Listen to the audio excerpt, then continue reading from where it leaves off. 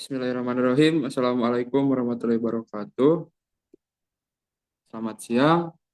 Yang terhormat, dosen pengampu mata kuliah Manajemen Tata Niaga Pertanian, Bapak Rudi Hanasalam, SPDMM. Kami dari kelompok 1 kelas D akan memaparkan materi terkait Analyzing the Marketing Environment. Anggota kelompok kami beranggotakan 6 orang. Bisa di next, operator. Yang pertama ada Muhammad Alif Ibnu Darajat, lalu ada Rani Fitriani, ada M. Jakir Junda, ada Najwa Putri Rahayu, Rezeki Faturrahman, dan terakhir saya sendiri Naufal Haikal Rapip. Boleh di next. Berikut materi yang dibawakan yaitu latar belakang lingkungan mikro dan makro, lingkungan demografi dan ekonomi, lingkungan alam dan teknologi, lingkungan politik, sosial dan budaya, yang terakhir ada kesimpulan. Boleh di next.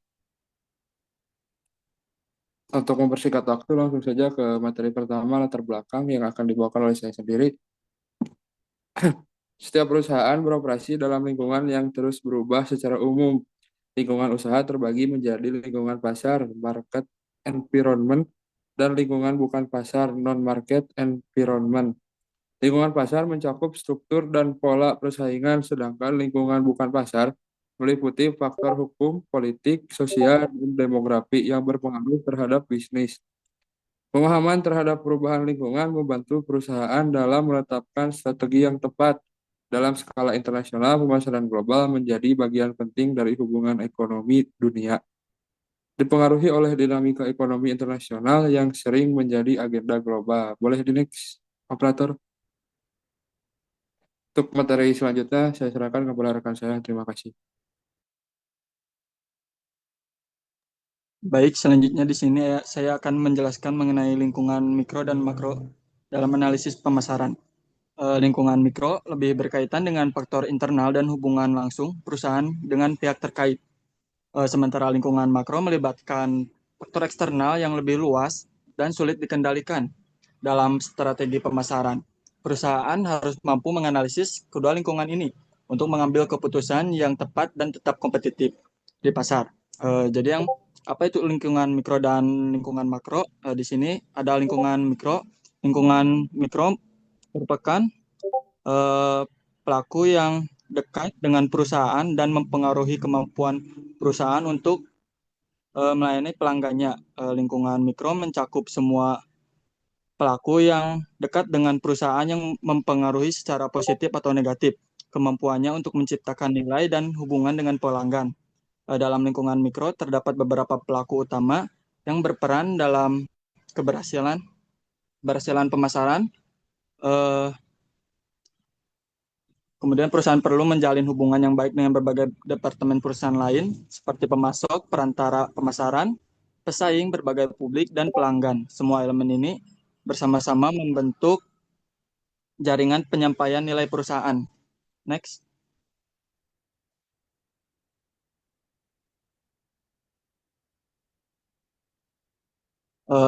Baik, di selanjutnya ada hubungan dalam lingkungan mikro. Yang pertama ada perusahaan.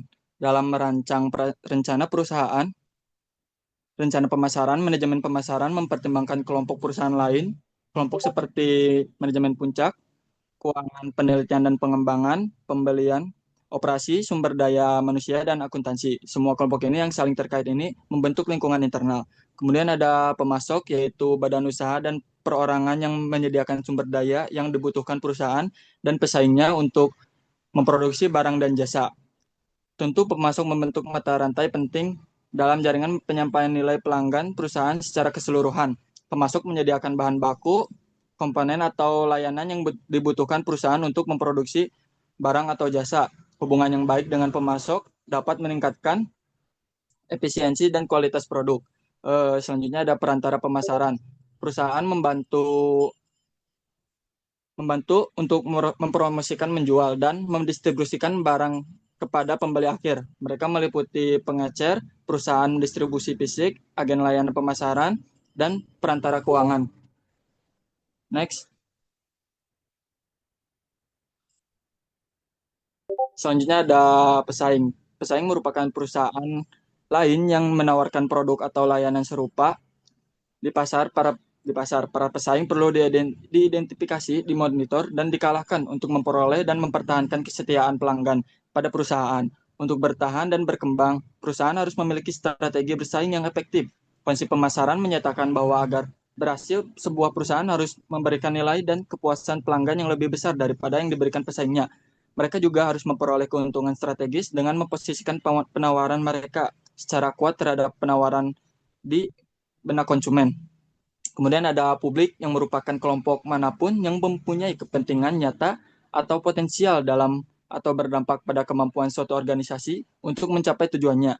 Ada 7 jenis publik, yaitu publik keuangan, publik media, publik pemerintah, publik yang peduli terhadap organ negara, publik internal, kemudian masyarakat umum dan masyarakat lokal. Selanjutnya ada eh, pelanggan yang merupakan pelaku terpenting dalam lingkungan mikro perusahaan. Tujuan dari keseluruhan jaringan penyampaian nilai adalah untuk melibatkan pelanggan sasaran dan menciptakan hubungan yang kuat dengan mereka. Ada 5 jenis pelanggan, yaitu pasar konsumen, pasar bisnis, pasar penjual kembali, kemudian pasar pemerintah, dan pasar internasional. Next. Selanjutnya ada lingkungan makro. Lingkungan pemasaran makro mencakup faktor eksternal yang lebih luas dan tidak dapat dikendalikan secara langsung oleh perusahaan. Faktor-faktor tersebut meliputi kondisi ekonomi, perkembangan teknologi, perubahan sosial budaya, regulasi pemerintah, hingga isu-isu lingkungan global. Lingkungan makro terdiri dari kekuatan yang lebih luas yang mempengaruhi para pelaku dalam lingkungan mikro. Kekuatan masyarakat yang lebih besar yang mempengaruhi lingkungan mikro, yaitu kekuatan demografi, ekonomi, alam, teknologi, politik, dan budaya. Sekian dari saya. Terima kasih. Next.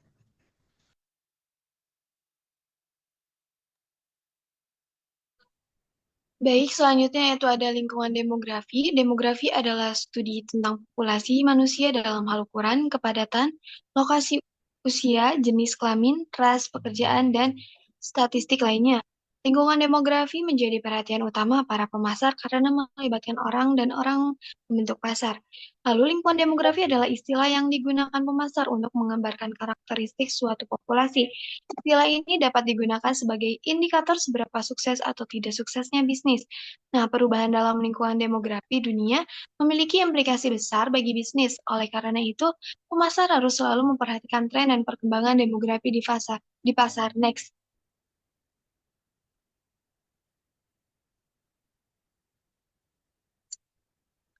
Perubahan demografi juga dilihat melalui perbedaan karakteristik setiap generasi. Nah, setiap generasi memiliki kebiasaan konsumsi dan preferensi yang berbeda-beda, yang mempengaruhi cara perusahaan memasarkan produk mereka.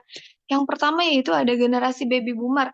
Nah, yang lahir pada tahun 1946 dan mengendalikan 70% pendapatan yang dibelanjakan di Amerika Serikat dan merupakan konsumen utama untuk berbagai produk. Mereka terbuka terhadap merek baru, aktif secara digital, dan menghabiskan banyak uang untuk perjalanan mewah. Meskipun lebih tua, mereka menghargai pemasar yang menonjolkan gaya hidup muda dan aktif. Lalu yang kedua ada generasi X, yaitu yang lahir tahun 1965 sampai 1976. Lebih kecil dari generasi boomer dan milenial sering diabaikan sebagai konsumen. Nah, mereka menghargai pengalaman daripada materialisme, lebih skeptis terhadap pemasaran dan cenderung memilih kualitas sebagai generasi pertama yang tumbuh dengan internet. Mereka kini berusia 40-an, terdidik tinggi dan memiliki daya beli besar. Next.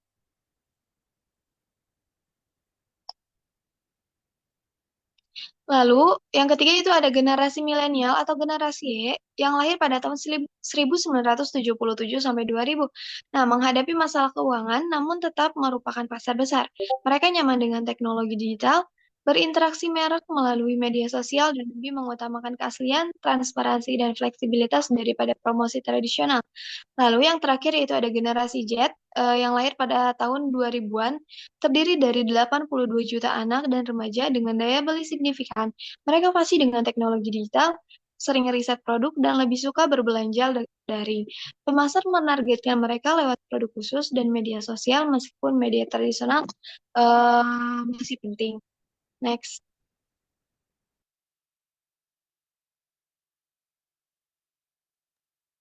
Baik, selanjutnya ada lingkungan ekonomi. Lingkungan ekonomi ini bisa mempengaruhi daya beli dan juga daya belanja konsumen. Dalam memerhatikan kegiatan distribusi pendapatan dan tingkat pendapatan juga menjadi tanggung jawab seorang pemasar. Lingkungan ekonomi sangat berpengaruh terhadap strategi pemasaran, terutama dalam penentuan harga, promosi, dan segmentasi pasar. Perusahaan yang mampu beradaptasi dengan kondisi ekonomi akan lebih unggul dalam menghadapi persaingan dan mempertahankan loyalitas pelanggan. Next.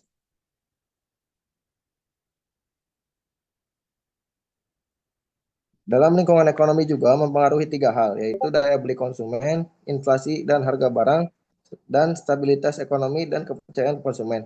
Yang pertama, daya beli konsumen.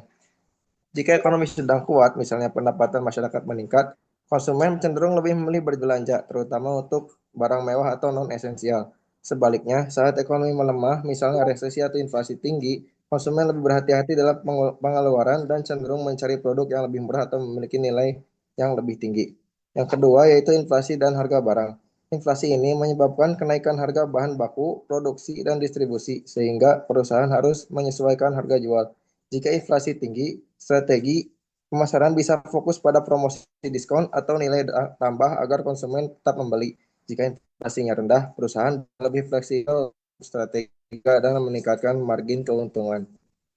Yang terakhir ada stabilitas ekonomi dan kepercayaan konsumen. Jika kondisi ekonomi stabil, konsumen lebih percaya diri untuk berbelanja dan berinvestasi.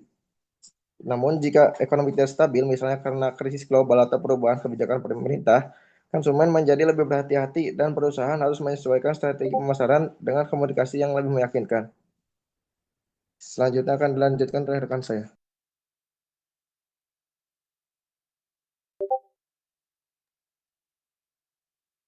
Selanjutnya ada lingkungan alam dan teknologi.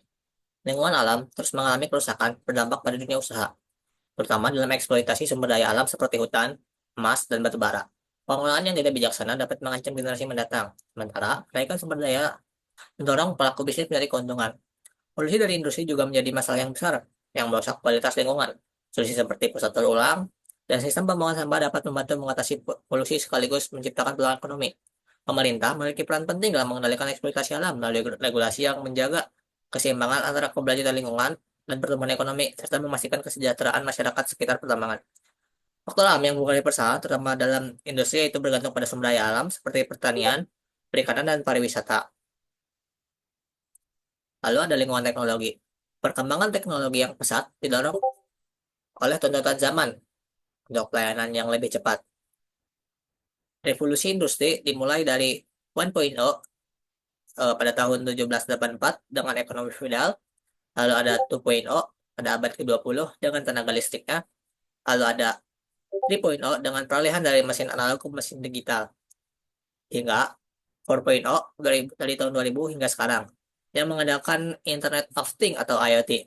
Revolusi industri 4.0 mengintegrasikan dunia digital, biologis, dan fisik, sehingga mengubah cara kerja manusia dan meningkatkan peluang bisnis, terutama wirausaha dan UMKM yang berdampak positif pada perekonomian. Teknologi memainkan peran penting dalam pemasaran modern, memungkinkan perusahaan berinovasi dalam produk, distribusi, dan komunikasi dengan pelanggan. Perusahaan harus menyesuaikan sinergi strategi pemasaran mereka dengan tren lingkungan, kondisi alam, dan perkembangan teknologi. Penerapan prinsip berkelanjutan dan inovasi digital akan membantu bisnis tetap kompetitif di era modern. Selanjutnya akan dibacakan oleh rekan saya. Baik, terima kasih atas waktu dan kesempatannya. Lalu ada materi tentang lingkungan politik sosial dan budaya. Lingkungan politik terdiri dari tubuh, hukum, serta golongan yang mempengaruhi aktivitas penjualan. Kedudukan area politik merupakan membuat hukum yang bermaksud buat mencegah para produsen serta pelanggan supaya terwujud keselesaian. Dalam perihal ini, administrator penjualan wajib paling tidak mengerti dengan peraturan yang terdapat. Alhasil tidak terjalin suatu kesalahpahaman yang esoknya hendak memunculkan penghambatan dalam cara penjualan. Lalu lingkungan politik juga merupakan segala hal yang terkait kebijakan pemerintah, regulasi, stabilitas, dan sistem hukum yang berlaku di suatu wilayah. Faktor-faktor ini punya pengaruh besar pada aktivitas pemasaran. Contohnya kebijakan pemerintah tentang impor produk tertentu bisa memaksa perusahaan mencari pemasok lokal atau mengubah target pasar mereka. Stabilitas politik juga penting karena negara yang aman dan stabil akan menarik investor dan memudahkan perusahaan beroperasi. Selanjutnya ada lingkungan sosial adat. Tentu pengaruhi sikap pasar bumi serta kewajiban pemasar garis besar buat mengidentifikasi sikap ini dan memasukkannya ke dalam pemrograman pemasarannya. Alhasil strategi bersaing mengenai produk, harga, serta lain-lainnya ininya bisa dicocokkan dengan perbandingan adat yang terdapat, sebab adat memiliki akibat yang berarti pada sikap klien. Lingkungan sosial juga mencakup aspek-aspek kemasyarakatan yang mempengaruhi preferensi dan perilaku konsumen. Nah, faktor ini juga seperti demografi pada usia, jenis kelamin, pendapatan, pendidikan, gaya hidup, nilai-nilai budaya, dan tren sosial sangat penting untuk diperhatikan. Misalnya, tren hidup sehat mendorong peningkatan permintaan produk organik. Lalu, pada lingkungan budaya merupakan nilai-nilai keyakinan, norma, bahasa, dan simbol yang dianut masyarakat. Ini juga mempengaruhi cara individu berpikir, merasa, dan berperilaku, termasuk dalam hal konsumsi. Contohnya, warna merah di budaya Tiongkok melambangkan keberuntungan, sehingga sering digunakan dalam pemasaran produk di sana. Terima kasih.